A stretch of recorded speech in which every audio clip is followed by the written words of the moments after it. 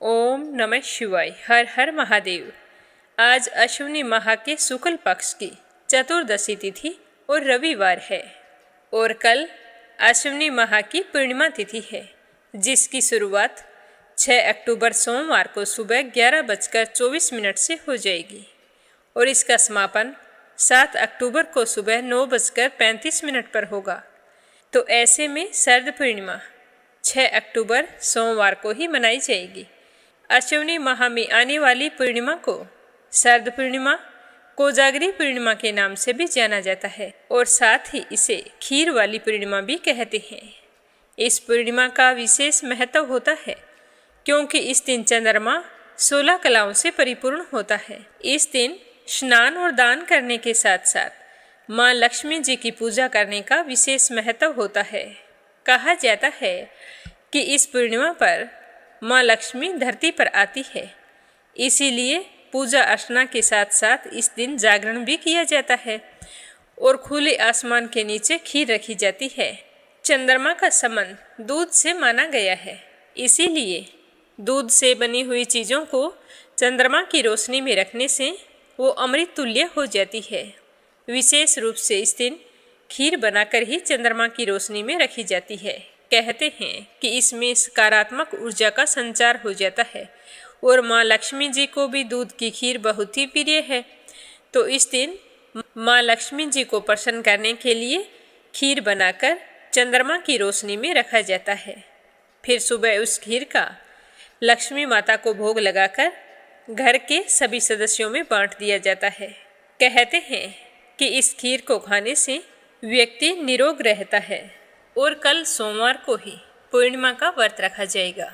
इसी पूर्णिमा से कार्तिक स्नान का शुभारंभ हो जाता है। तो आप भी कार्तिक स्नान करना चाहते हैं तो सूर्य उदय होने से पहले उठे, नित्य कर्मों से निवृत्त होकर स्नान करें, साफ वस्त्र धारण करके उदय होते हुए सूर्य को अर्घ्य दें। घर के मंदिर में श्री हरि विष्णु भगवान की मूर्ति के आगे घी का दीपक जलाएं, तुलसी माता में जल सिंचें और फिर कार्तिक मास की कथाओं को सुनें।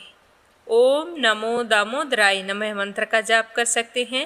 ओम नमो भगवते वासुदेवाय, इस मंत्र का भी आप जाप कर सकते हैं। कार्तिक के महीने पीपल के पेड़ की पूजा भी की जाती है। अगर रोजाना पीपल सींचना संभव नहीं है तो घर पर ही तुलसी माता में जल डालकर कार्तिक मास की कथाओं को सुनें। कहते हैं कि कार्तिक स्नान से ही सत्यभामा को श्री कृष्ण की पत्नी बनने का सौभाग्य प्राप्त हुआ था। तो आप भी नित्य नियम से कार्तिक मास की कथाओं को सुनना चाहते हैं तो आज दोपहर इसी चैनल पर कार्तिक मास की कथा प्रस्तुत की जाएगी।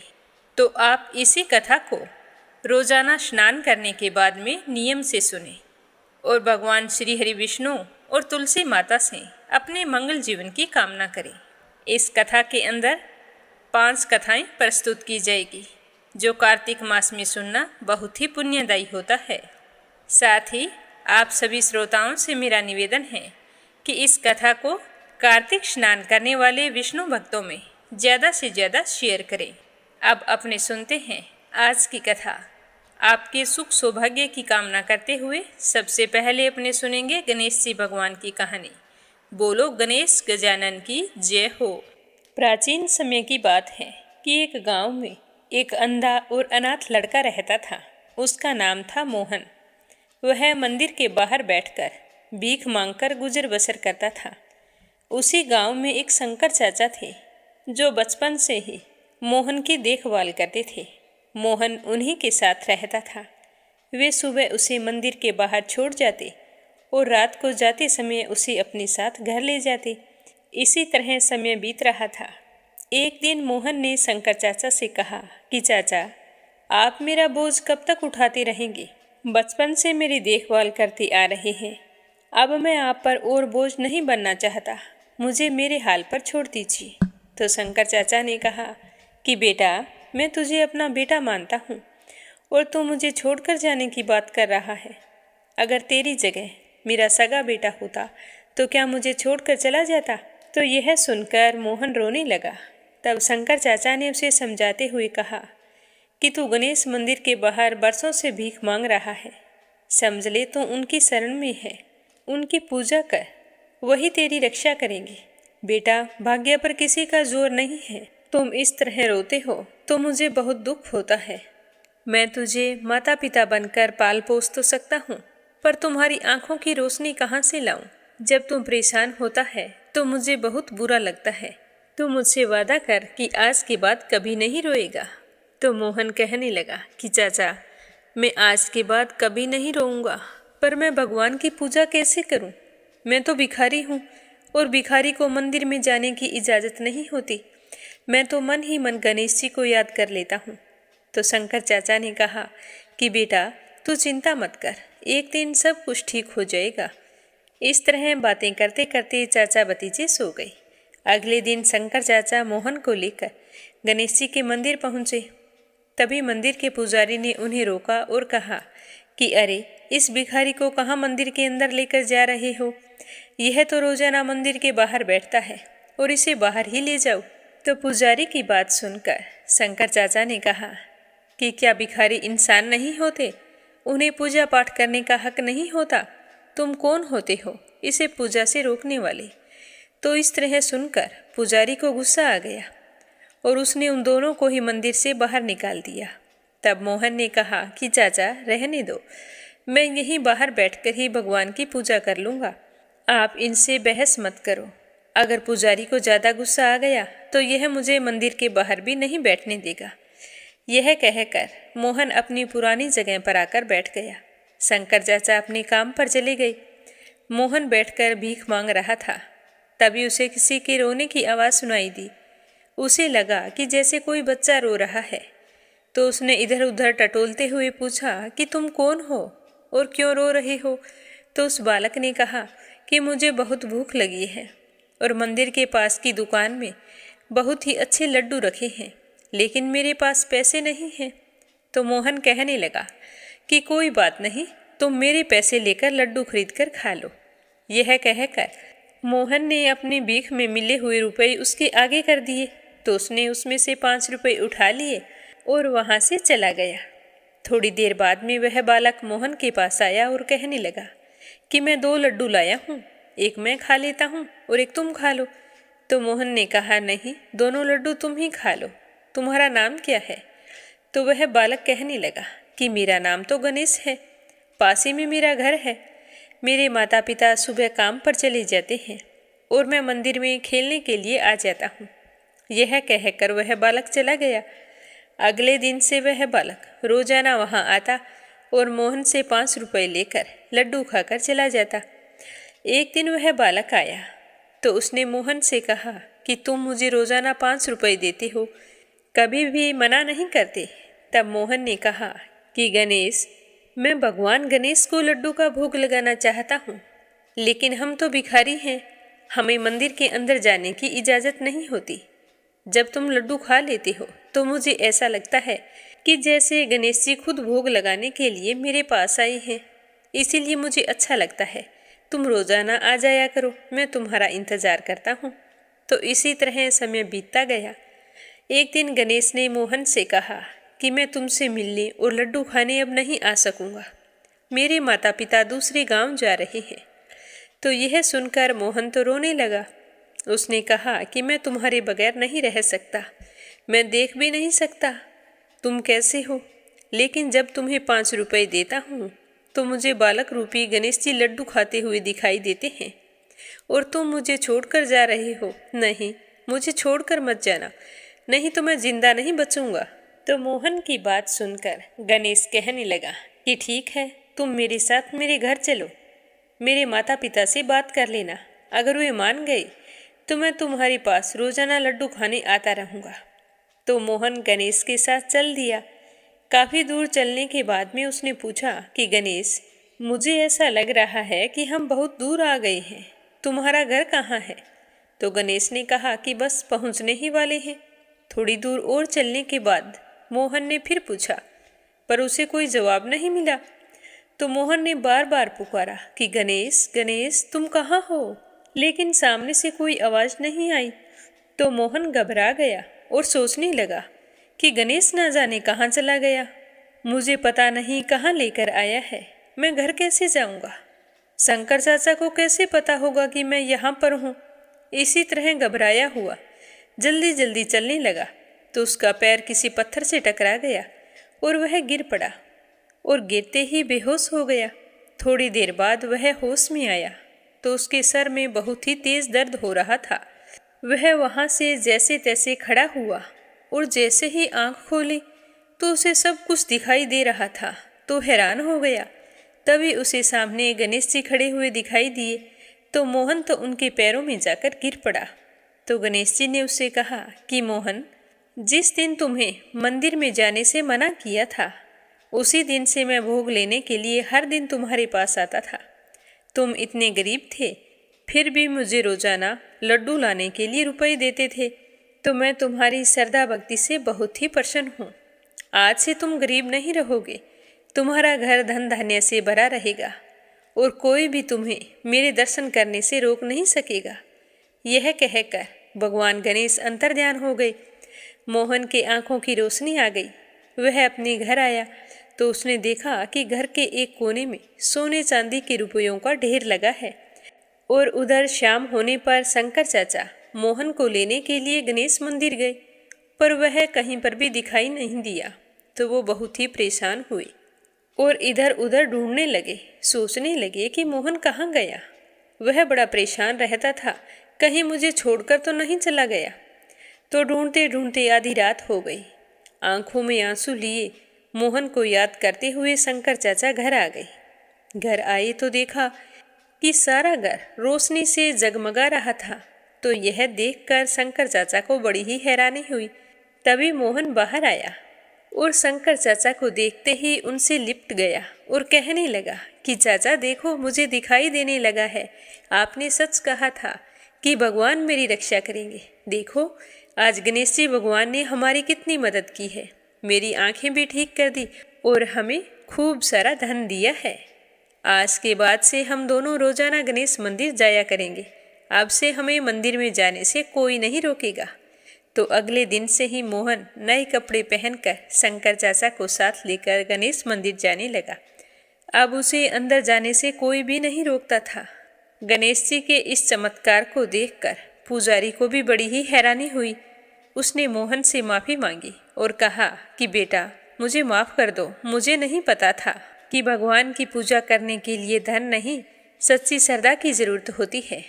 तो मोहन कहने लगा कि पुजारी जी, शायद तुम सही कह रहे हो, लेकिन मुझे पता था कि भगवान की पूजा करने के लिए धन की जरूरत होती है, क्योंकि आज मेरे पास धन है तो आप भी मुझे पूजा करने से नहीं रोक रहे। तो यह सुनते ही पुजारी जी की आंखों में आंसू आ गए। हे विघ्नहर्ता गणेश जी, जिस तरह आपने मोहन की रक्षा की वैसे सबकी रक्षा करना। बोलो गणेश जी महाराज की जय हो। अब सुनते हैं दूसरी कहानी, ग्रहों के राजा हमारे प्रत्यक्ष देवता सूर्य देव की कहानी। बोलो सूर्य नारायण की जय हो। पुराने समय की बात है, एक बुढ़िया रहती थी। वह नियमित रूप से रविवार का व्रत किया करती थी। रविवार के दिन सूर्योदय से पहले उठती, स्नान आदि से निवृत्त होकर अपने घर के आंगन को गाय के गोबर से लीपकर स्वच्छ किया करती थी। उसके बाद सूर्य भगवान की पूजा करते हुए रविवार का व्रत रखती। व्रत कथा सुनकर सूर्य भगवान को अर्घ्य देती। फिर पूरा दिन सूर्य देवता का स्मरण करते हुए दिन व्यतीत करती और शाम को एक ही समय भोजन करती थी। भोजन में वो कभी नमक नहीं खाती थी। इस तरह पूरे श्रद्धा भाव से सूर्य देवता की पूजा और व्रत किया करती थी। भगवान सूर्य देव भी उसके भक्ति भाव से बहुत ही प्रसन्न थे। बुढ़िया को किसी भी तरह की कोई चिंता नहीं थी। उसके घर में धन धान्य सब कुछ था। तो उस बुढ़िया को सुखी देखकर उसकी पड़ोसन उससे बहुत ही जलती थी। बुढ़िया की गाय नहीं थी तो वह बुढ़िया उस पड़ोसन के घर से ही गाय का गोबर लाकर अपने आंगन को लीपा करती थी। तो पड़ोसन सोचने लगी कि अगर बुढ़िया को गाय का गोबर ना मिले तो यह आंगन कैसे लीपेगी और आंगन नहीं लीप पाएगी तो रविवार का व्रत और पूजा पाठ कैसे करेगी। मैं ऐसा करती हूँ, शनिवार के दिन शाम को ही गाय को घर के अंदर बांध लूँगी, फिर देखती हूँ कि बुढ़िया गाय का गोबर कहाँ से लाती है। तो पड़ोसन ने जैसा सोचा था वैसा ही किया। शनिवार के दिन शाम को गाय को घर के अंदर बांध लिया। अब दूसरे दिन रविवार को वह बुढ़िया जल्दी उठी, उठकर स्नान किया और फिर गाय का गोबर लेने के लिए घर से बाहर निकली तो देखा कि पड़ोसन की गाय भी नहीं थी वहाँ पर। तो यह देखकर बुढ़िया बड़ी ही परेशान हुई। सोचने लगी कि अब मैं क्या करूँगी, आंगन कैसे लीपूंगी। अगर आंगन नहीं लीप सकी तो सूर्य भगवान को भोग कैसे लगाऊंगी। तो इसी तरह विचार करते हुए बुढ़िया ने सारा दिन गुजार दिया। ना आंगन लीप सकी, ना भगवान को भोग लगाया और ना स्वयं भोजन किया।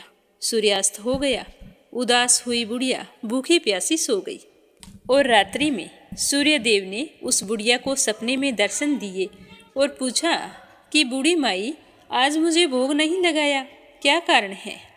तो बुढ़िया बड़े ही दीन स्वरों में कहने लगी कि भगवान, आज मुझे गाय का गोबर नहीं मिला तो मैं आंगन नहीं लीप सकी और आंगन नहीं लीप पाने के कारण मैं आपका व्रत और पूजा पाठ भी नहीं कर सकी। हे सूर्य देव, मुझे क्षमा कर दीजिए। तो सूर्य भगवान ने अपनी अनन्य भक्त बुढ़िया की परेशानी का कारण जानकर उसके सारे दुखों को दूर करते हुए कहा कि हे माता, तुम प्रत्येक रविवार को मेरी पूजा और व्रत करती हो। मैं तुमसे बहुत ही प्रसन्न हूँ। तुम्हें मुझसे माफ़ी मांगने की कोई ज़रूरत नहीं है। मैं तुम्हें ऐसी गाय का आशीर्वाद देता हूँ जिसके आने से तुम्हारा घर धन धान्य से भर जाएगा और तुम्हारी सारी मनोकामनाएं पूर्ण होंगी, क्योंकि मैं रविवार के व्रत करने व कथा सुनने वालों की सारी इच्छाएं पूर्ण करता हूँ। तो सपने में ऐसा कहकर सूर्य देवता अंतर्ध्यान हो गए। प्रातःकाल हुई, बुढ़िया की आंख खुली तो देखा घर के आंगन में बहुत ही सुंदर सी गाय और बछड़ा खड़ा था। तो यह देखकर वह बहुत ही हैरान हुई, साथ ही खुश भी हुई। जल्दी से खड़ी हुई और गाय को आंगन में लाकर बांध दिया। जल्दी से लाकर चारा खिलाया, फिर उसका दूध निकाला तो गाय ने बाल्टी भरकर दूध दिया। तभी उसके पड़ोसन ने देखा कि बुढ़िया के आंगन में बहुत ही सुंदर सी गाय और बछड़ा बंधा है। तो वह तो और भी अधिक जलने लगी कि पता नहीं यह बुढ़िया गाय कहाँ से लेकर आई है। तभी पड़ोसन ने देखा कि गाय ने तो सोने का गोबर किया है। तो सोने का गोबर देखकर पड़ोसन की आंखें तो फटी की फटी रह गई। अब पड़ोसन देखने लगी, बुढ़िया कहीं दिखाई नहीं दी। तो वह जल्दी से अपने घर गई और अपनी गाय का गोबर उठाया और पड़ोसन के घर जाकर उस गोबर को रख आई और सोने का गोबर अपने घर ले आई। अब वह रोजाना ऐसा ही करने लगी। तो कुछ ही दिनों में पड़ोसन तो धनवान हो गई। गाय प्रतिदिन सूर्योदय से पूर्व जो गोबर करती वो सोने का किया करती थी और बुढ़िया के उठने से पहले ही पड़ोसन उस गोबर को उठाकर ले जाती थी। लेकिन बुढ़िया को सोने के गोबर के बारे में कुछ भी पता नहीं था। वह तो पहले की तरह ही पूरे श्रद्धा भाव से रविवार को भगवान सूर्य देव का व्रत करती, कथा सुनती और घर के आंगन को गाय के गोबर से लीपकर स्वच्छ करती थी। लेकिन सूर्य भगवान को जब पड़ोसन की चालाकी का पता चला तो उन्होंने सोचा कि ये तो सही नहीं है, मुझे कुछ न कुछ करना होगा। तो शनिवार के दिन सूर्य देव ने जोर की आंधी चलाई। तो आंधी का प्रकोप देखकर बुढ़िया ने सोचा कि बछड़ा अभी छोटा है, ऐसा करती हूँ गाय और बछड़े को कमरे के अंदर बांध लेती हूँ। तो बुढ़िया ने गाय और बछड़े को अपने कमरे में बांध लिया और फिर सो गई। सुबह उठकर देखा कि गाय ने सोने का गोबर किया है। तो उसे देखकर बहुत ही आश्चर्य हुआ और सोचने लगी कि गाय रोजाना तो सोने का गोबर नहीं करती। फिर उसे समझ में आ गया कि जरूर गोबर तो सोने का करती है, पड़ोसन उठाकर ले जाती होगी, तभी तो गाय मेरे घर पर आई है और धनवान वो हो गई है। अब बूढ़ी माई गाय को रोजाना अपने घर के अंदर बांधने लगी। अब पड़ोसन को सोने का गोबर नहीं मिलता। अब बुढ़िया तो थोड़े से ही दिनों में धनवान हो गई और परदेश गया हुआ बुढ़िया का बेटा भी वापिस आ गया। तो अपने बेटे को वापिस आया देखकर बुढ़िया माई बहुत ही खुश हुई, सूर्य भगवान का धन्यवाद करने लगी और अपने बेटे को सूर्य देव के चमत्कार के बारे में बताया। तो जानकर उसका बेटा भी बहुत ही खुश हुआ। फिर उसके बेटे ने बहुत ही सुंदर सा मकान बना लिया और उसमें माँ बेटे बहुत ही खुशी खुशी रहने लगे। थोड़े दिनों बाद बुढ़िया ने अपने बेटे का विवाह भी कर दिया। अब इतनी खुशी देखकर उसकी पड़ोसन तो और भी ज़्यादा जल भुन गई। वह सोचने लगी कि किस तरह बुढ़िया को परेशान करूं जिससे उसकी सारी खुशियां खत्म हो जाए। मैं इसे सुखी नहीं देख सकती। तो उसने सोचते सोचते अपने पति को समझा बुझाकर उस नगर के राजा के पास भेज दिया। तो उसका पति राजा के पास गया और कहने लगा कि महाराज, हमारे पड़ोस में एक बुढ़िया रहती है। उसके पास एक चमत्कारी गाय है। वह रोजाना सूर्योदय होने से पहले सोने का गोबर करती है। तो मैं चाहता हूँ कि ऐसी सोने का गोबर देने वाली गाय तो राजमहल में होनी चाहिए। उस बुढ़िया के पास ऐसी गाय का क्या काम है? तो सुनकर राजा को भी बड़ी हैरानी हुई और राजा ने तुरंत अपने सैनिकों को भेजकर कहा कि तुम जाओ और उस बुढ़िया के पास से वो गाय लेकर आओ। तो राजा का आदेश पाकर सैनिक बुढ़िया के घर गए। जैसे ही सैनिक उस बुढ़िया के घर पहुँचे तो उस समय बूढ़ी माई सूर्य भगवान को भोग लगाकर स्वयं भोजन करने बैठी थी। तो राजा के सैनिकों ने कहा कि बूढ़ी माई, तुम्हारी यह गाय हम राजमहल में लेकर जा रहे हैं, राजा का आदेश है। तो बूढ़ी माई ने कहा कि यह गाय मुझे सूर्य भगवान ने दी है। मैं इसके गोबर से घर के आंगन को लीपकर स्वच्छ करती हूँ। आप मेरी गाय को मत लेकर जाओ। अगर आप गाय को ले गए तो मैं सूर्य भगवान की पूजा कैसे किया करूँगी? तो सैनिकों ने बुढ़िया की एक नहीं सुनी। बेचारी बुढ़िया बहुत रोई चिल्लाई, लेकिन राजा के सैनिक नहीं माने। गाय व बछड़े को लेकर चले गए। गाय के चले जाने के बाद में वह बुढ़िया बहुत ही दुखी हुई। उस दिन उसने कुछ नहीं खाया। अपनी माँ को उदास देखकर उसका बेटा कहने लगा कि माँ, तुम इस तरह उदास मत हो, तुम भोजन कर लो, बीमार पड़ जाओगी। राजा के आदेश के आगे हम कुछ नहीं कर सकते। आप इतना ही सोच लो कि भगवान ने हमें इतने ही दिनों के लिए गाय दी थी। मैं आपके लिए एक और अच्छी सी गाय खरीद के ले आऊँगा। पर बुढ़िया माई कहने लगी कि वो गाय तो मेरे भगवान ने मुझे दी थी। इस तरह कहकर वो रोने लगी। रोते रोते भूखी प्यासी ही सो गई और सारी रात सूर्य भगवान से गाय व बछड़े को लौटाने के लिए प्रार्थना करती रही। उधर राजा गाय को देखकर बहुत ही खुश हुआ और एक सुंदर से कमरे के अंदर गाय को बंधवा दिया और सोचने लगा कि अब तो मैं माला माल हो जाऊंगा। यह सोचते हुए राजा सो गया, परंतु खुशी के मारे नींद नहीं आ रही थी। सुबह हुई तो उठते ही राजा जल्दी से अपने कक्ष से बाहर निकले, यह सोचते हुए कि जाकर देखता हूँ कि गाय के सोने का गोबर कैसा है। तो जैसे ही अपने कमरे का दरवाज़ा खोला तो बहुत ही बुरी तरह से दुर्गंध आ रही थी। राजा की समझ में नहीं आ रहा था कि यह सब कुछ क्या हो रहा है। तो राजा ने बाहर निकलकर गाय के कमरे की ओर देखा तो बाहर तक लीद पसरी हुई पड़ी थी और सारा राजमहल दुर्गंध से भर गया था। तो यह देखकर राजा को बहुत ही गुस्सा आया और उन्होंने अपने सैनिकों को आदेश दिया कि तुम जल्दी से जाओ और उस बुढ़िया को यहाँ लेकर आओ। तो सैनिक राजा का आदेश पाकर बुढ़िया के घर की ओर चल पड़े। जाकर देखा बुढ़िया तो घर के बाहर बैठी रो रही थी। तो उसे देखकर कहने लगे कि आपको राजा ने बुलाया है, हमारे साथ चलो। तो वह बुढ़िया उन सैनिकों के साथ चल पड़ी। जैसे ही राज दरबार में पहुंची तो हाथ जोड़कर राजा को प्रणाम किया और आंसू बहाती रही। तो राजा ने पूछा कि हे बुढ़िया, मैंने तो सुना था कि यह गाय तुम्हारे घर सोने का गोबर किया करती थी, क्या तुम जादू टोने करती हो?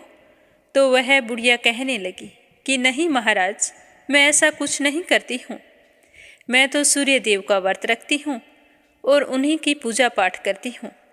मेरे पास गाय नहीं थी तो मैं पड़ोसन की गाय का गोबर ले जाकर अपने घर का आंगन लीपती थी और फिर सूर्य देव की पूजा करती थी। लेकिन पड़ोसन ने अपनी गाय का गोबर मुझे नहीं ले जाने दिया, तो मैं एक रविवार के दिन सूर्य भगवान की पूजा नहीं कर सकी। तो सूर्य भगवान ने प्रसन्न होकर यह गाय मुझे उपहार में दी है। हाँ महाराज, मेरे यहाँ यह सूर्य उदय होने से पहले का गोबर सोने का करती है। तो राजा कहने लगे कि मेरा तो सारा राजमहल लीद से भरा पड़ा है और बुरी तरह से दुर्गंध आ रही है। तो बुढ़िया ने कहा कि महाराज, इस विषय में मुझे कुछ नहीं पता। मैंने आपसे जो कुछ कहा है वह सब कुछ सच है। तो राजा को समझ में आ गया कि यह सब सूर्यदेव का प्रकोप है। फिर राजा ने सैनिकों को भेजकर बुढ़िया की पड़ोसन और उसके पति को बुलाया। फिर उन दोनों को उनकी दुष्टता के लिए दंड दिया और बुढ़िया माई से अपनी गलती के लिए क्षमा मांगी।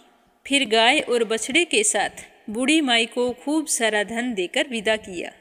फिर राजा ने पूरे राज्य में घोषणा करवाई कि सारे स्त्री पुरुष रविवार के व्रत किया करें। रविवार का व्रत करने से सभी लोगों के घर धन धान्य से भर गए। चारों ओर खुशहाली छा गई। सभी लोगों के शारीरिक कष्ट दूर हो गए।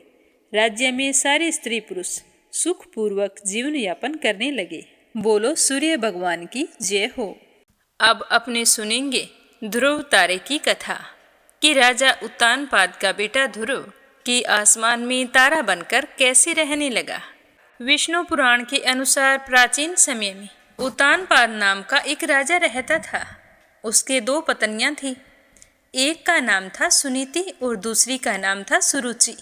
बालक ध्रुव सुनीति का पुत्र था और सुरुचि के पुत्र का नाम उत्तम था। सुरुचि चाहती थी कि उसका पुत्र उत्तम ही उत्तराधिकारी बने। इस कारण सुरुचि ध्रुव और सुनीति दोनों से ईर्ष्या करती थी। सुनीति सुरुचि से बड़ी थी। उसका बेटा ध्रुव भी उत्तम से बड़ा था। ऐसे में उत्तराधिकारी बनने का अधिकार ध्रुव को था। लेकिन सुरुचि अपने बेटे उत्तम को उत्तराधिकारी बनाना चाहती थी, जो कि कभी संभव नहीं था। तो एक दिन की बात है कि ध्रुव अपने पिता उत्तानपाद की गोद में जाकर बैठा तो यह देखकर सुरुचि को गुस्सा आ गया। उसने उसे यह कहकर गोद से खड़ा कर दिया कि तुम इसके लायक नहीं हो। पिता की गोद में बैठने के लायक तो मेरा बेटा उत्तम है। तो यह सुनकर ध्रुव को बहुत ही दुख हुआ। वह दुखी होकर अपनी माँ के पास आया और सारी बात बताई और पूछने लगा कि माँ, मुझे पिता की गोद में बैठने का अधिकार क्यों नहीं है। छोटी माँ कहती है कि पिता की गोद में बैठने का अधिकार तो उत्तम को है। तो सुनिधि अपने बेटे की बात सुनकर मन ही मन दुखी तो बहुत हुई, पर अपने बेटे से कुछ नहीं कहा। वो कहने लगी कि बेटा, अगर गोद में बैठना है तो नारायण की गोद में बैठो ना, वो सबके पिता हैं। तो ध्रुव कहने लगा कि माँ, वो मुझे कहाँ मिलेंगे। तो उसकी माँ कहने लगी कि बेटा, नारायण तो यहाँ से बहुत दूर मिलेंगे।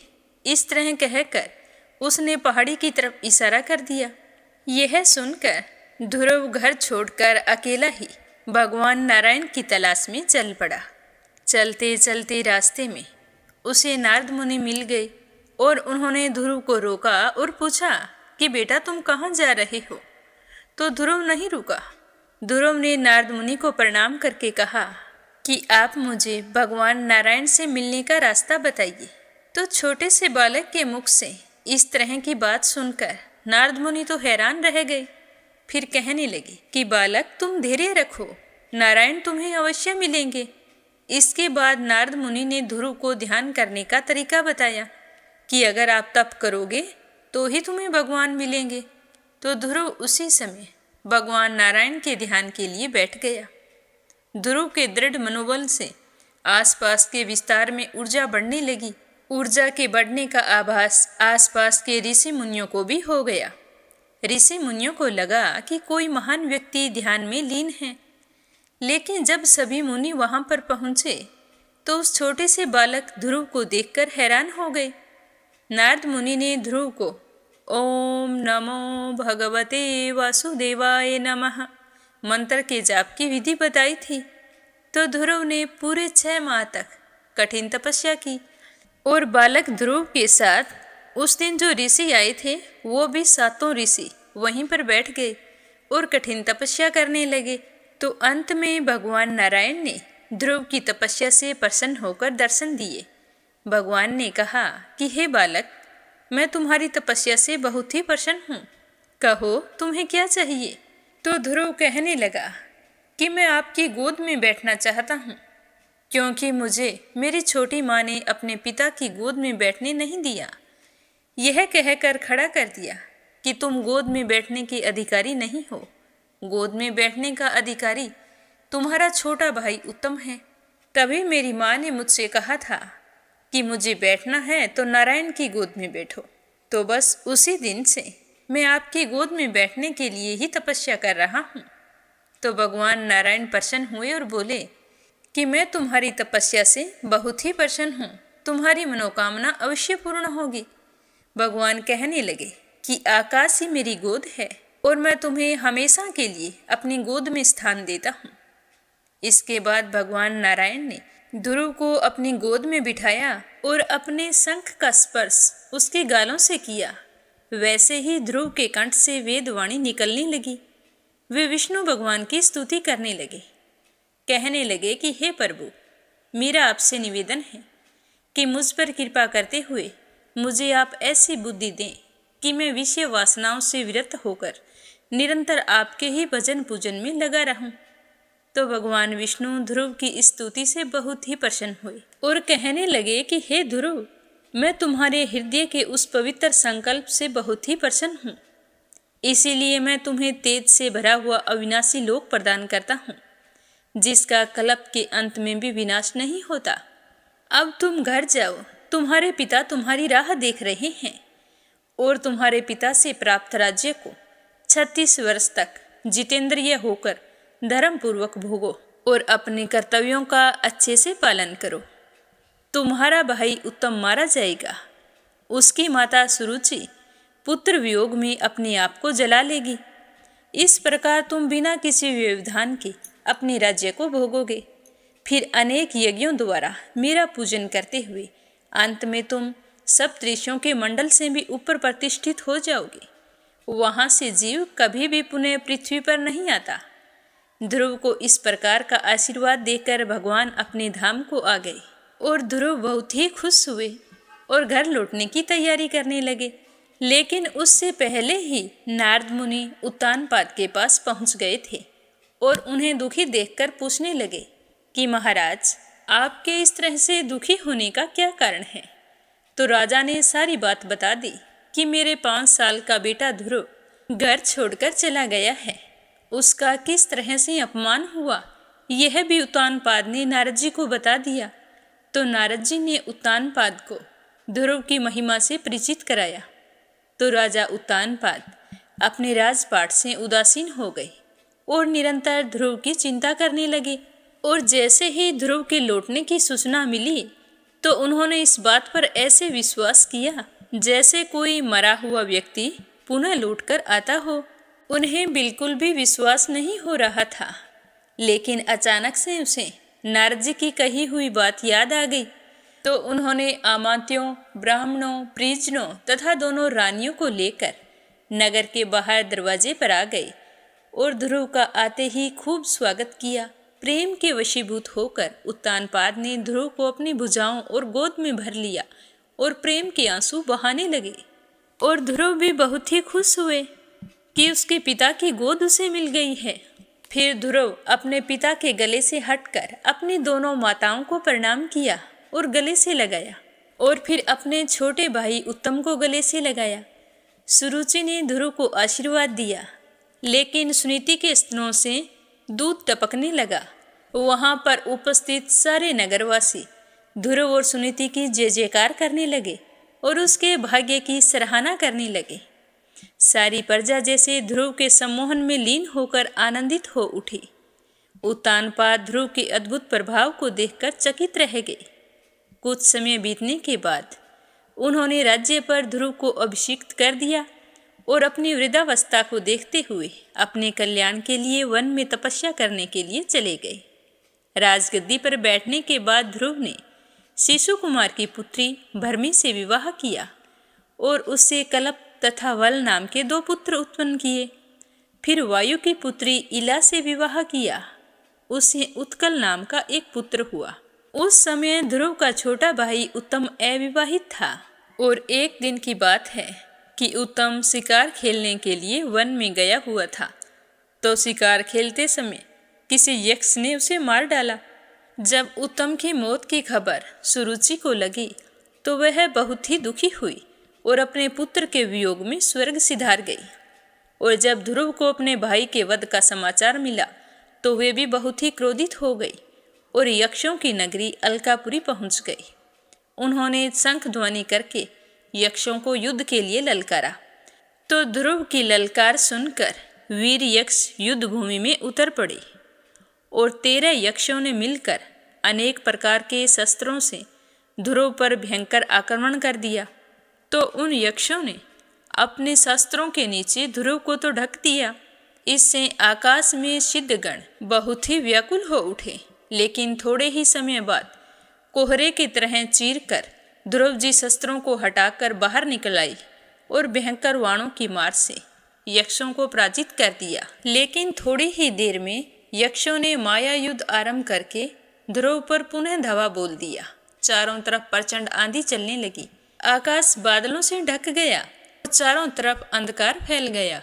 जब मुनि लोगों ने ध्रुव जी को इस तरह यक्षों की माया से घिरा हुआ देखा तो वे रक्षा के लिए भगवान विष्णु का स्मरण करने लगे और मंगल कामना की प्रार्थना करने लगे। जब ध्रुव ने मुनियों को चिंतित देखा तो नारायण अस्त्र के प्रयोग से जैसे ज्ञान के उदय होने पर अज्ञान नष्ट हो जाता है, वैसे ही अक्षों की आसुरी माया क्षण भर में नष्ट कर दी।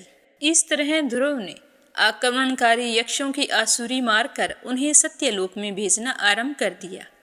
ध्रुव के द्वारा अनेक निरपराध यक्षों को मरा हुआ देखकर कृपा भाव रखकर स्वयं मनु ध्रुव के पास आए और अपने पुत्र को समझाने लगे कि हे वत्स, कि तुमने अपने भाई के प्रति अनुरागवश जो उत्पात किया है उसके कारण कितने ही बेकसूर यक्षों की हत्या की है।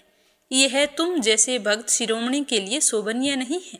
हे पुत्र, तुमने मृत्यु के जन्म मरण का वास्तविक कारण ईश्वर को ना मानकर यक्ष को माना है। तुमने इस प्रकार स्वयं ईश्वर के प्रति और भगवान शंकर के सखा यक्षपति कुबेर के प्रति अपराध किया है। उनका प्रकोप कहीं हमारे कुल के लिए विनाशकारी ना बन जाए, इससे पूर्व ही तुम अपने अपराध का मार्जन कर लो। यह कहकर मनु जी अपने लोक को चले गए। उनके चले जाने के बाद संतचित होकर ध्रुव विचार कर ही रहे थे कि कुबेर जी वहां पर आ गए, पर उन्होंने इस बात पर प्रसन्नता व्यक्त की कि ध्रुव अपने पितामह के उपदेश का आचरण करने का निश्चय कर रहे हैं। कुबेर जी ने ध्रुव से वरदान मांगने को कहा तो ध्रुव ने भगवान के चरणों में अविचल रति और अखंड स्मृति की भावना व्यक्त की। तो कुबेर जी ने तथास्तु कहकर वरदान दे दिया। ध्रुव अपनी राजधानी लौट आए और फिर पहले कहे हुए वर्षों तक राज्य करके अपने पुत्र उत्कल को उत्तराधिकारी बनाकर बद्री का आश्रम चले गए। बद्री का आश्रम पहुंचकर ध्रुव जी नहा धोकर स्वच्छ हुए और प्राणायाम द्वारा इंद्रियों को वश में करके भगवान के ध्यान में लीन हो गए। कुछ समय के बाद भगवान विष्णु के समान सुंदर और तेजस्वी नंद और सुनंद नाम के 2 सेवकों ने एक सुंदर विमान को ध्रुव जी के सामने उतारा और उनकी स्तुति करके और उन्हें विमान में बैठने के लिए अनुरोध किया। तो विमान में बैठते ही चारों तरफ आनंद का वातावरण फैल गया। तो यह देखकर नारद जी बहुत ही प्रसन्न हुए। इस तरह ध्रुव ने 5 वर्ष की आयु में ही कुछ दिनों में तपस्या करके भगवान को प्रसन्न किया था और उसी तपस्या के लोभ में परम पद को प्राप्त हुए थे। तो भगवान नारायण के वरदान अनुसार मरणोपरांत ध्रुव तारा बने और भगवान नारायण ने ध्रुव के साथ साथ उन 7 ऋषि मुनियों को भी ध्रुव की रक्षा के लिए आसमान में उसके आसपास स्थान दिया, जिन्होंने ध्रुव के साथ तपस्या की थी। तो ध्रुव के दृढ़ मनोबल के कारण ही आसमान में ध्रुव तारा स्थिर है और कभी भी अपनी जगह से हिलता नहीं है। बोलो विष्णु भगवान की जय हो। अब अपने सुनते हैं कि कार्तिक स्नान और कार्तिक व्रत करने वाले मनुष्य को कौन कौन से नियमों का पालन करना चाहिए। बोलो श्री हरि विष्णु भगवान की जय हो। पितामह कहते हैं कि व्रत करने वाले पुरुष को उचित है कि वह हमेशा एक पहर जब रात बाकी हो उस समय उठ जाए और उठते ही भगवान श्री हरि विष्णु का स्मरण करें। विष्णु जी की स्तुति करते हुए सभी देवी देवताओं को प्रणाम करें। फिर गांव से नैऋत्य कोण में जाकर मल मूत्र का त्याग करें। अगर यज्ञोपवीत धारण किया है तो उसे दाहिने कान पर रखकर उत्तर की ओर मुख करके बैठना चाहिए। फिर अच्छी तरह हाथ पांव धोकर अपने घर आना चाहिए और उसके बाद दांतुन के द्वारा दांत और जीभ की शुद्धि करनी चाहिए। जब दांतुन तोड़ने के लिए वृक्ष के पास जाएं तो कहना चाहिए कि हे वनस्पति, आप मुझे आयु, बल, यश, तेज, संतति, पशुधन, वैदिक ज्ञान, प्रज्ञा और धारणा शक्ति प्रदान करें। इस तरह कहकर वृक्ष से 12 अंगुल की दांतुन तोड़नी चाहिए। दूध वाले वृक्षों की दांतुन कभी नहीं तोड़नी चाहिए। इसी प्रकार कपास, कांटेदार वृक्ष तथा जले हुए पेड़ से भी दांतुन नहीं तोड़नी चाहिए। जिससे उत्तम गंध आती हो, जिसकी टहनी कोमल हो, ऐसे ही वृक्ष से दंत धावन ग्रहण करना चाहिए। उपवास के दिन नवमी और षष्ठी तिथि को, श्राद्ध के दिन रविवार को ग्रहण में प्रतिपदा और अमावस्या के दिन भी काष्ठ से दांतुन नहीं करनी चाहिए। जिस दिन दांतुन का विधान नहीं है उस दिन 12 कुल्ले साफ पानी से करके मुख को शुद्ध कर लेना चाहिए। विधि पूर्वक दांतों को शुद्ध करके मुंह को जल से धो लेना चाहिए। फिर भगवान विष्णु के नामों का उच्चारण करते हुए 2 घड़ी रात रहते ही स्नान के लिए जलाशय पर जाना चाहिए। कार्तिक के व्रत का पालन करने वाला पुरुष विधि पूर्वक स्नान करे और फिर धोती निचोड़कर अपनी रुचि के अनुसार तिलक करना चाहिए। उसके बाद शाखा के अनुकूल आहिन्य सूत्र की बताई हुई पद्धति से संध्या उपासना करनी चाहिए। जब तक सूर्य उदय ना हो जाए तब तक गायत्री मंत्र का जप करते रहना चाहिए। यह रात्रि के अंत का कृत्य बताया गया है।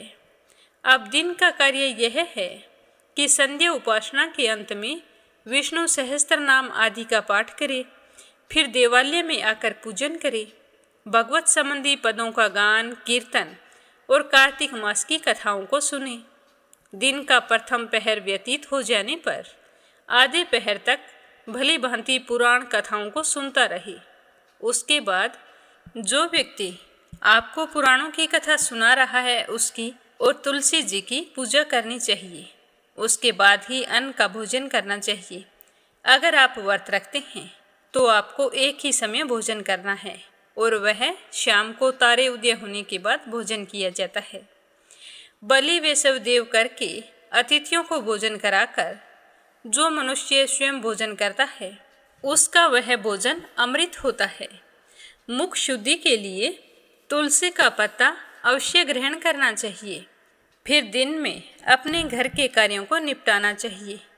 सायंकाल के समय भगवान विष्णु के मंदिर में जाकर घी का दीपक करके विष्णु भगवान को प्रणाम करें, उनकी आरती करें और स्तोत्र पाठ आदि करते हुए कुछ देर तक भजन कीर्तन करने चाहिए। प्रथम पहर बीत जाए उसके बाद ही सोना चाहिए। पूरे कार्तिक के महीने ब्रह्मचर्य व्रत का पालन करना चाहिए। इस प्रकार 1 महीने तक प्रतिदिन शास्त्रोक्त विधि का पालन करने से भगवान श्री हरि विष्णु प्रसन्न होते हैं। जो भी व्यक्ति कार्तिक मास में उत्तम व्रत का पालन करता है वह सब पापों से मुक्त होकर भगवान विष्णु के धाम को प्राप्त होता है। कार्तिक का महीना आने पर कई वस्तुएं ऐसी हैं जिनका त्याग कर देना चाहिए। शरीर पर तेल लगाना, दूसरे के घर का अन्न ग्रहण करना, तेल खाना जिसमें बहुत से बीज हो ऐसे फलों का सेवन तथा चावल और दाल, ये सभी चीज़ें कार्तिक मास में त्याग देनी चाहिए।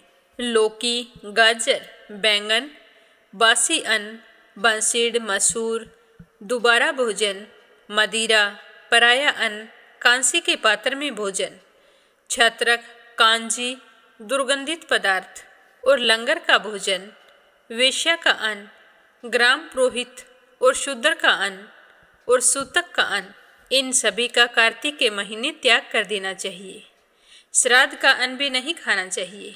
कार्तिक के महीने में लसोड़े का फल भी ग्रहण नहीं करना चाहिए। कार्तिक व्रत का पालन करने वाला मनुष्य तो जरूर इन चीज़ों का त्याग कर दे। पतलों में भोजन ना करें। महुआ, केला, जामुन और पकड़ी, इनके पत्तों में भोजन करना चाहिए। कमल के पत्ते पर कभी भी भोजन नहीं करना चाहिए। कार्तिक मास आने पर जो वनवासी मनुष्यों के अनुसार ही नियमित भोजन करता है, वह चक्कर पाणी भगवान विष्णु के परम धाम में जाता है। कार्तिक मास में प्रातःकाल स्नान और भगवान विष्णु जी की पूजा अवश्य करनी चाहिए और उसी समय कथा सुनना उत्तम माना जाता है।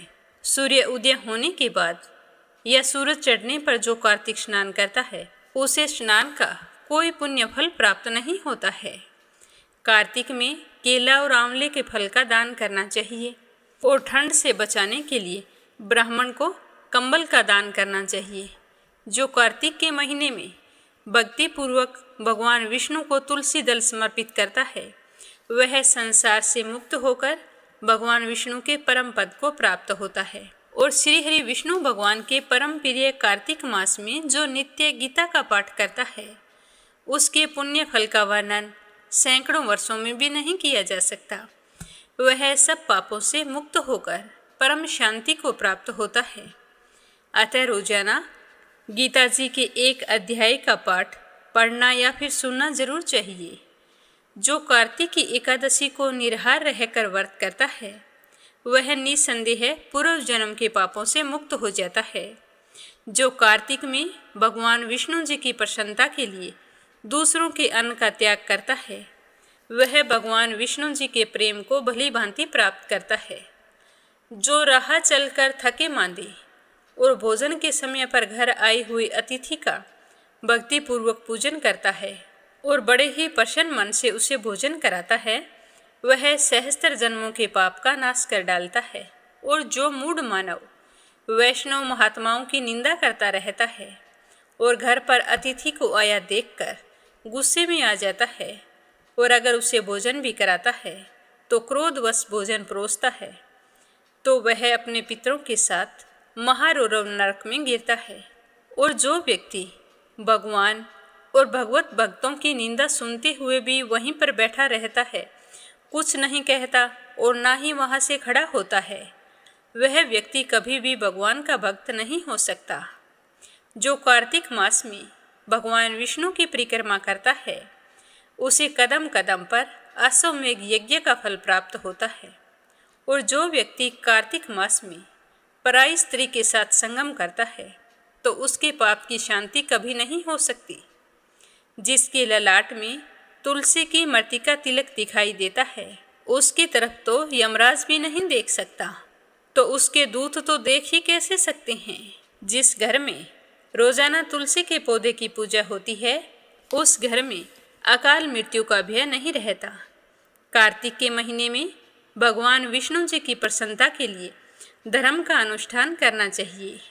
और जैसे ही कार्तिक मास व्रत की समाप्ति हो जाए, तो व्रत की पूर्णता के लिए श्रेष्ठ ब्राह्मण को भोजन कराकर दान देना चाहिए।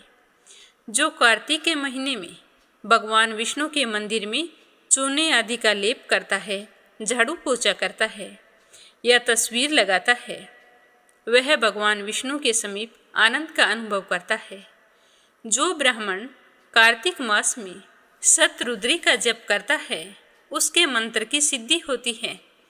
जिन्होंने 3 वर्षों तक काशी में रहकर भक्तिपूर्वक कार्तिक व्रत का अनुष्ठान किया है, उन्हें संपत्ति, संतति, यश तथा धर्म बुद्धि की प्राप्ति के द्वारा इस लोक में उस व्रत का प्रत्यक्ष फल दिखाई देता है। कार्तिक के महीने में प्याज, लहसुन, सेज, बैर, राई, नशीली वस्तुओं का त्याग कर देना चाहिए।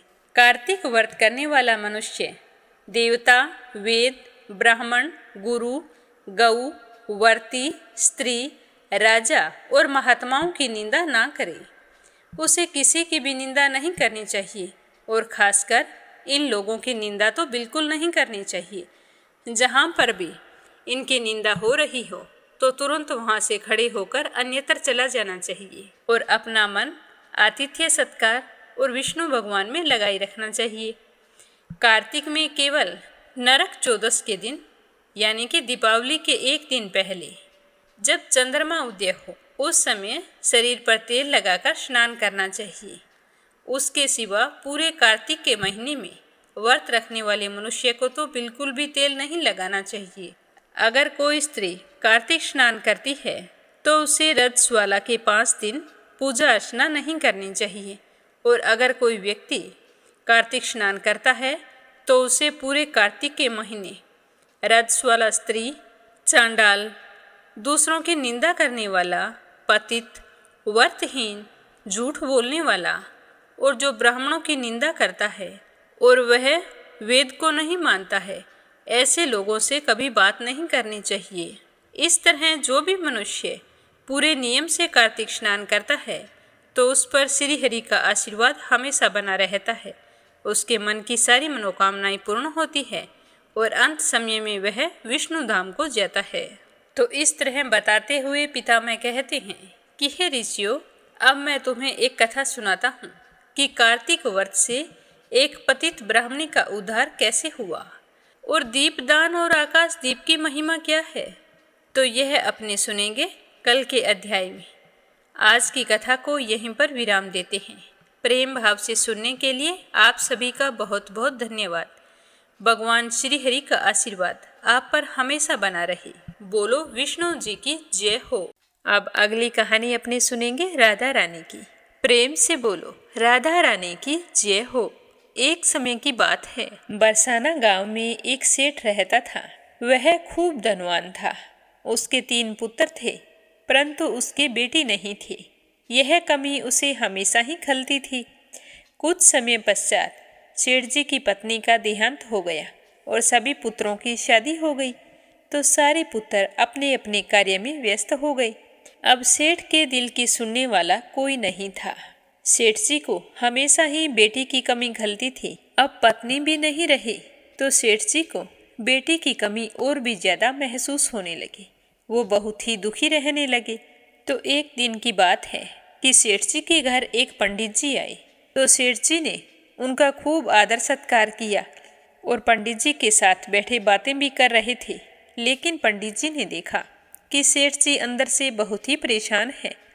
तो पंडित जी कहने लगे कि सेठ जी, आपको किस बात की चिंता है? जहाँ तक मैं देख रहा हूँ आपके घर में कोई चीज़ की कमी नहीं है, फिर भी आपके चेहरे पर ये चिंता की लकीरें कैसी हैं? तो पंडित जी के इतना कहते ही सेठ जी की आंखों से आंसू टपकने लगे और कहने लगे कि मेरे भगवान की कृपा से कोई चीज़ की कमी नहीं है, पर मेरे बेटी नहीं है, इसी वजह से मैं हमेशा दुखी रहता हूँ। तो सेठ जी की बात सुनकर पंडित जी कहने लगे कि सेठ जी, आप यूं ही परेशान हो रहे हो। आप राधा रानी को अपनी बेटी मान लो, तुम्हारे जीवन में कोई चीज़ की कमी नहीं रहेगी। तो सेठ जी कहने लगे कि इस तरह बेटी मानने से क्या होता है? मैं बातें किसके साथ करूं? अपने दिल की बात किसे बताऊं? तो पंडित जी कहने लगे कि तुम ऐसा करना, तुम जो कुछ भी खाओ पियो, सबसे पहले राधा रानी को भोग लगाना, अपने मन की बात बताना, फिर देखना तुम्हारे जीवन से यह कमी कैसे दूर हो जाएगी। तो सेठ जी को पंडित जी की यह बात अच्छी लगी। अब वो तो राधा रानी की मूर्ति लेकर घर आ गए। अब प्रतिदिन भोजन करने से पहले राधा रानी को भोग लगाते, फिर स्वयं भोजन करते, सोने से पहले राधा रानी के साथ खूब बातचीत करते और राधा रानी को दिल से बेटी मानने लगे। धीरे धीरे सेठ जी इस बात को भूल गए कि उनके बेटी नहीं है। उन्हें मन में पूरा विश्वास हो गया कि राधा रानी उन्हीं की बेटी है। अब तो वो उससे भोजन ना करवाते या बातें नहीं करते तो सेठ जी का मन नहीं लगता। बस इसी तरह समय बीतता गया। सेठ जी बहुत ही खुश थे। एक दिन की बात है कि सेठ जी के घर एक चूड़ी बेचने वाली आई। वो चूड़ी बेचने वाली हमेशा ही आती थी।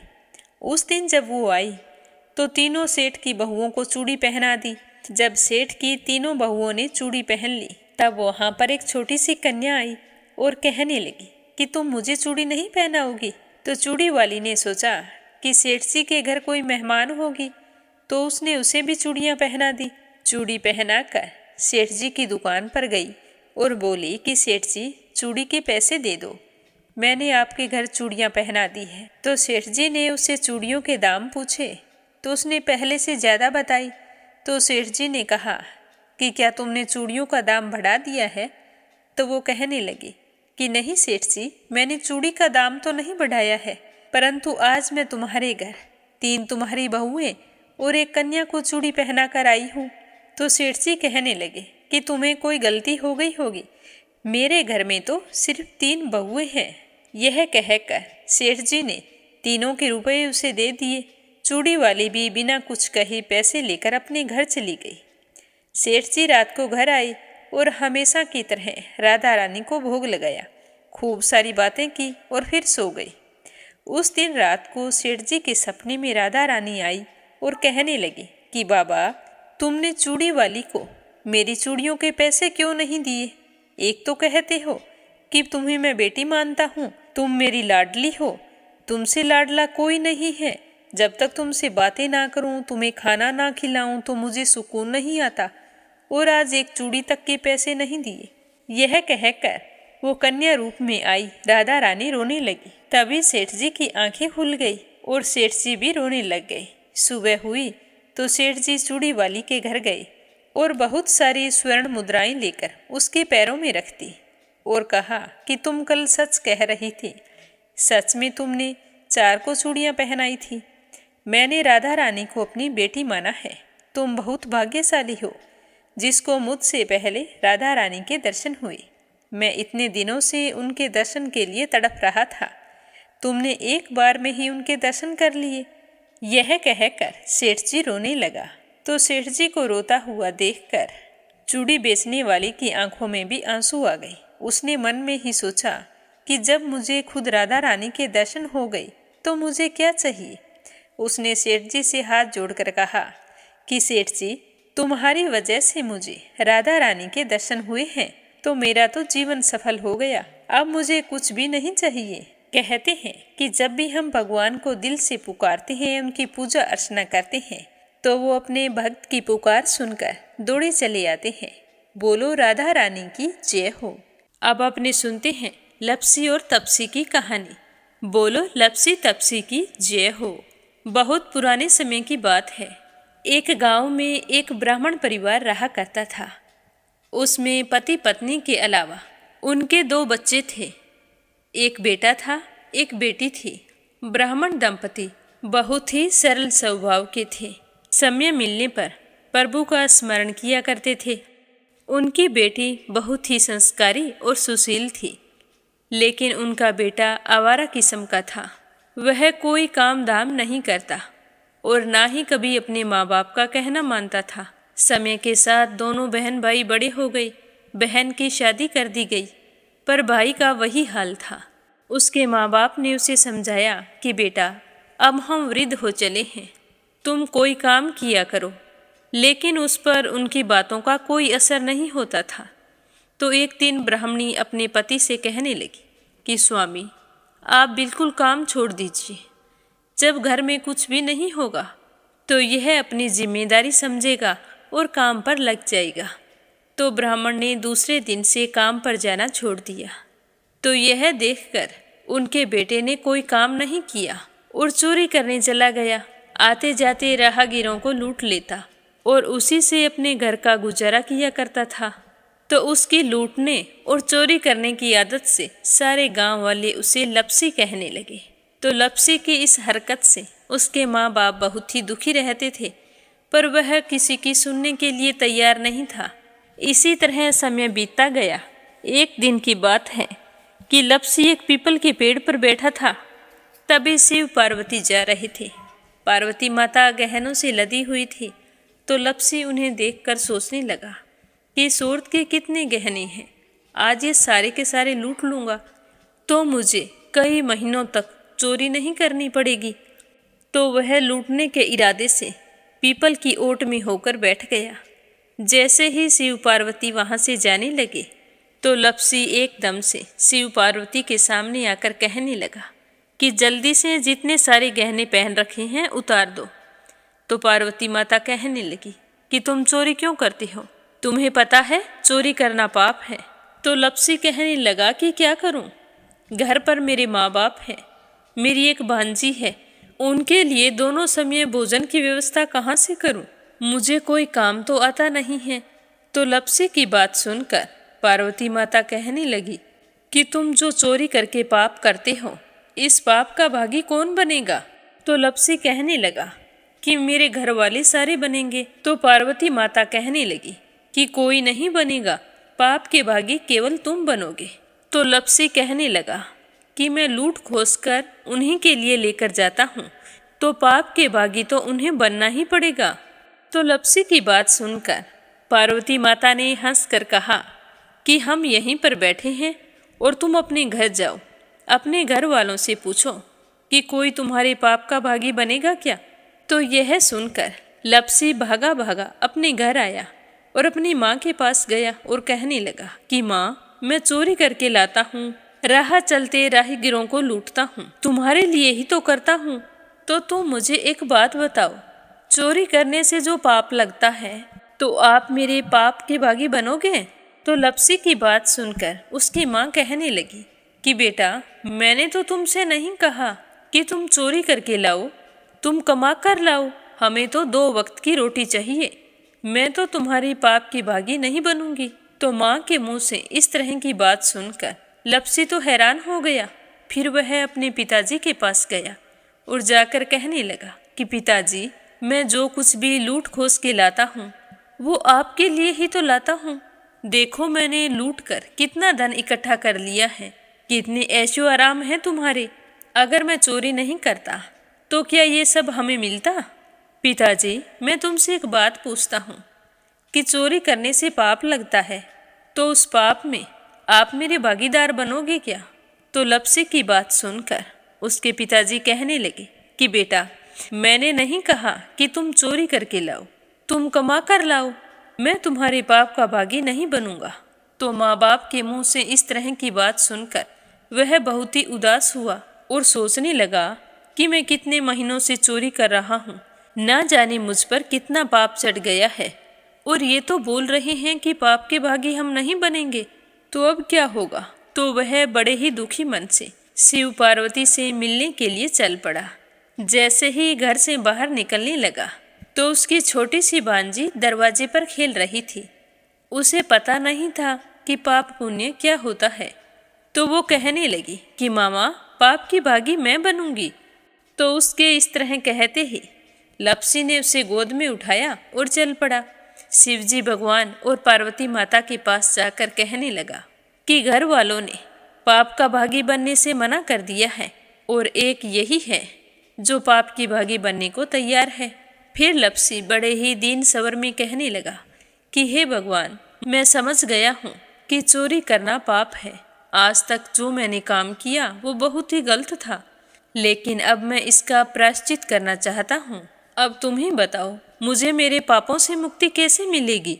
तो उसकी बात सुनकर शिव पार्वती बहुत ही खुश हुए और लप्सी को कच्चे सूत का एक छोटा सा गोला देते हुए कहा कि लप्सी, ये सूत लो और इस पीपल के चारों ओर परिक्रमा लगाओ। जब यह सूत समाप्त हो जाएगा तब तुम्हारे सारे पाप नष्ट हो जाएंगे। तो यह सुनकर लप्सी बहुत ही खुश हुआ। सोचने लगा कि छोटा सा गोला है, अभी लपेट कर घर चला जाऊंगा, उसके बाद में कभी कोई पाप नहीं करूंगा। फिर उसने अपनी बांजी को कंधे पर बैठाया और पीपल की परिक्रमा लगानी शुरू कर दी। अब भगवान का वह सूत खत्म कहाँ होने वाला था। लप्सी चक्कर लगाता गया पर वह सूत खत्म नहीं हुआ। चक्कर लगाते लगाते 1 महीने, 6 महीने, साल, पूरे 12 साल बीत गए, पर वह सूत खत्म नहीं हुआ। 12 साल बाद एक बार फिर शिव पार्वती जी वहाँ से गुजर रहे थे, तो पार्वती माता ने कहा कि स्वामी, चलो लप्सी को चलकर देखते हैं। तो शिवजी कहने लगे, वो चोरी करने वाला, लूटने वाला कब का चला गया होगा? तो पार्वती माता कहने लगी कि नहीं स्वामी, चलकर देखने में क्या जाता है, चलो एक बार देखते हैं। तो शिव पार्वती जी जैसे ही पीपल वृक्ष के पास आए तो देखा कि लप्सी तो अब भी चक्कर लगा रहा है। वहाँ चारों ओर गहरी खाई हो गई है और लप्सी की बड़ी बड़ी दाढ़ी, मूंछें, नाखून बढ़ गए हैं। तो यह देखकर पार्वती माता ने कहा कि देखो स्वामी, आप तो कह रहे थे कि वो कब का ही चला गया, देखो इसके मन में सच्ची भक्ति है, तो पार्वती की बात सुनकर शिवजी ने कहा कि चलो अभी देख लेता हूँ। तो यह कहकर शिवजी ने एक सोने का कड़ा लपसी के आगे फेंक दिया। तो लपसी ने झट से उसके ऊपर पैर कर लिया। फिर अचानक से उसका ध्यान शिव पार्वती जी की ओर गया तो वो हाथ जोड़कर कहने लगा कि भगवान, अब तो मेरे पाप समाप्त हो गए होंगे, आप मुझे यहाँ से जाने की आज्ञा दीजिए। आपका यह सूत अभी तक खत्म नहीं हुआ है। तो शिवजी भगवान ने कहा कि तुम्हारे पाप कर्म भी अभी तक पूरे नहीं हुए हैं। तो शिवजी की बात सुनकर लपसी कहने लगा कि भगवान, मुझे पूरे 12 वर्ष हो गए हैं आपकी भक्ति करते करते, और अब भी आप मुझ पर शक कर रहे हैं। तो शिवजी ने कहा कि अपना पैर उठाओ। तो जैसे ही लपसी ने अपना पैर उठाया तो उसके पैर के नीचे सोने का कड़ा था। तो यह देखकर लपसी शर्मिंदा हो गया और कहने लगा कि प्रभु, गलती हो गई, मुझे माफ़ करो, आगे से मैं ऐसी गलती कभी नहीं करूँगा। तो शिवजी कहने लगे कि नहीं लपसी, तुम्हारा पाप ऐसे पूरा नहीं हो सकता। अब तुम्हें 12 वर्ष तक और इसी तरह परिक्रमा करनी होगी, उसी के बाद तुम्हारे पाप समाप्त होंगे। यह कहकर शिव पार्वती वहाँ से चले गए और वह फिर से पीपल के पेड़ की परिक्रमा करता रहा। करते करते 12 साल बीत गए। 12 साल बाद में शिव पार्वती जी वहाँ पर आए तो उन्होंने देखा कि आज भी वो वहीं पर चक्कर लगा रहा है। तो शिव जी ने फिर उसके सामने सोने की अंगूठी फेंकी, पर उसने कोई ध्यान नहीं दिया। तो शिव जी भगवान प्रसन्न होकर कहने लगे कि हे लपसी, आज से तुम मेरी तपस्या करके तपसी बन गए हो। मैं तुम्हें वरदान देता हूँ कि तुम अपने जीवन में सारे सुखों को प्राप्त करेगा। और तूने 24 बरस तक मेरी भक्ति की है, इसका फल भी तुझे अवश्य मिलेगा। जो भी औरत गाय और कुत्ते की रोटी नहीं बनाएगी, उसका पुण्य फल तुम्हें मिलेगा। आंगन लीप कर दहलीज नहीं लीपेगी, तो उसका पुण्य फल भी तुझे ही मिलेगा। अगर हमारे घर की बहन बेटी को हम सूट, तीवल या साड़ी भेंट स्वरूप देते हैं, तो साथ में मोली का धागा और कुछ रुपए नहीं देंगे, तो उसका पुण्य फल भी तुम्हें ही मिलेगा। अगर कोई दिए से दिया जलाएगा, तो उसका पुण्य फल भी तुम्हें ही मिलेगा। अगर व्रत और पूजा पाठ में सारी कहानी सुन ले और तुम्हारी कहानी ना सुने, तो उसका पुण्य फल भी तुम्हें ही मिलेगा। कहा जाता है कि तभी से सुबह पहली रोटी गाय की और सुबह की अंतिम रोटी छोटी बनाई जाती है, और शाम को अंतिम रोटी बड़ी बनाई जाती है जो कुत्ते की होती है। और दिए से दिया भी नहीं जलाया जाता। और घर की बहन बेटियों को सूट और तीवल के साथ भेंट स्वरूप कुछ रुपए भी जरूर दिए जाते हैं। और उसी दिन से हर व्रत कथा के बाद में लपसी तपसी की कहानी जरूर सुनी जाती है। और कथा समाप्त होने पर कहा जाता है कि लपसी का फल लपसी को मिले, तपसी का फल तपसी को मिले। हमारी पूजा पाठ का, हमारे व्रत का और हमारी कहानी का पुण्य फल हमें मिले। बोलो लपसी तपसी की जय हो। तो ये थी लपसी और तपसी की कहानी। लपसी तपसी 2 भाई नहीं थे। लपसी और तपसी एक ही आदमी का नाम था। लूट कर लाता था, इसीलिए उसे लपसी के नाम से पुकारते थे। और फिर भगवान की तपस्या करने के कारण उसे तपसी के नाम से जाना जाने लगा। बोलो लपसी तपसी की जय हो। अब अपने सुनते हैं प्यारे श्रोताओं के नाम। आज का पहला कमेंट संजय, सोनिया, हिताक्षी, दीपेश, मयंक हरियाणा से। दूसरा है प्रोमिला रानी, विश्वास, सुधीर, राजेश, संजय, संजू सैनी, सुनीता सैनी सेखाड़ा से। और तीसरा है परमेश्वरी, रघुवीर सिंह दिल्ली से, मयूर गुजरात से, अपराजिता, मीना श्रीवास्तव नेपाल से, रवि सैनी, सीमा सैनी मलियाना से, बीना, देविका, कनिका वाशने अलीगढ़ से, आशा शर्मा, विष्णु, ज्योति, अंशु भीलवाड़ा से, सरला रानी करणपुर से, रेखा, धर्मेंद्र शर्मा जयपुर से, श्रीमती यशोदा उड़ीसा से, देवी सिंह, कार्तिक, पायल, सौम्या, उमा रघुवंशी गजबा सौदा से, पूनम यादव करेली से, अंजना, सरस्वती, आर्यन, उद्धव आचार्य नेपाल से, मीरा अग्रवाल बंगाल से, आरती खैरावर अगरखर से, राधा रोहिला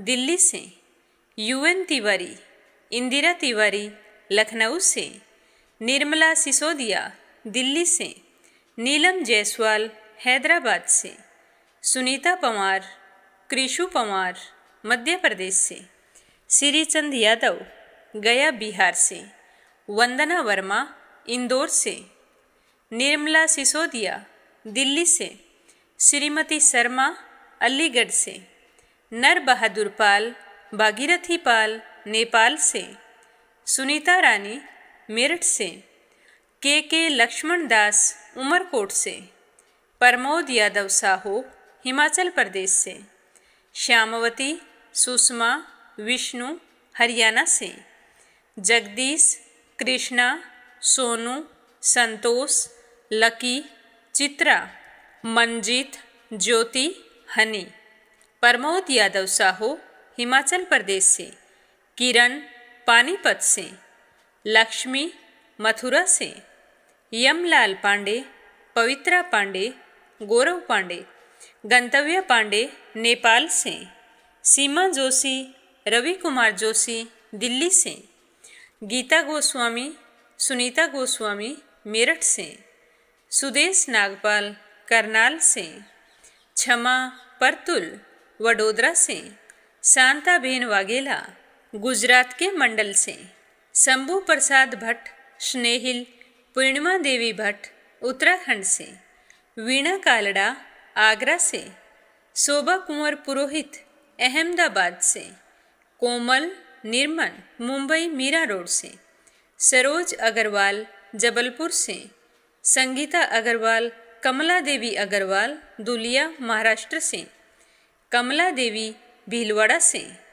निर्मला पांचाल करनाल से, कमलेश भल्ला जम्मू से, शशि दिल्ली बहादुर भंडारी, सरिता भंडारी, नम्रता भंडारी, सूरज भंडारी नेपाल से, सुमन चांदोरा जोधपुर से, रजनी बड़ोला उत्तराखंड से, सरला गुप्ता दिल्ली से, मनीषा अपराजिता मधुलिका कश्मीरी अनुभव भोपाल से, बीनू मेहरा दिल्ली से, विमला कलका से, संतोष देवी चंडीगढ़ से, माया देवी नंदा पांडुरंग पुजारी ब्रह्मपुरी महाराष्ट्र से, गीता सेनी करनाल से, शांति देवी कृति सुथार बीकानेर से, अशोक कुमार जी भटनागर भोपाल मध्य प्रदेश से, अंजू शर्मा, निकिता सेजवानी, करण सेजवानी,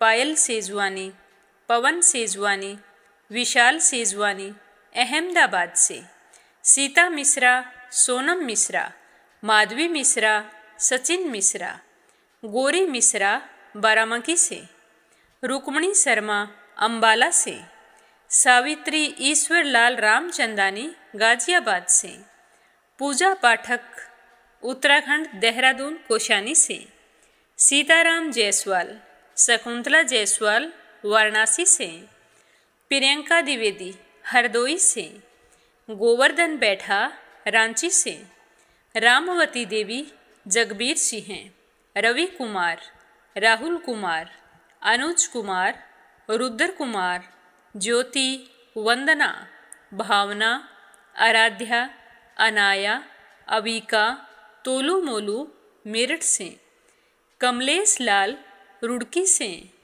आप सभी श्रोताओं का बहुत बहुत धन्यवाद। अपना साथ और सहयोग हमेशा इसी तरह बनाए रखना। श्री हरि के आशीर्वाद से आपकी सारी मनोकामनाएं पूर्ण हों। आप सभी की मंगल कामना के साथ ओम नमः शिवाय। हर हर महादेव।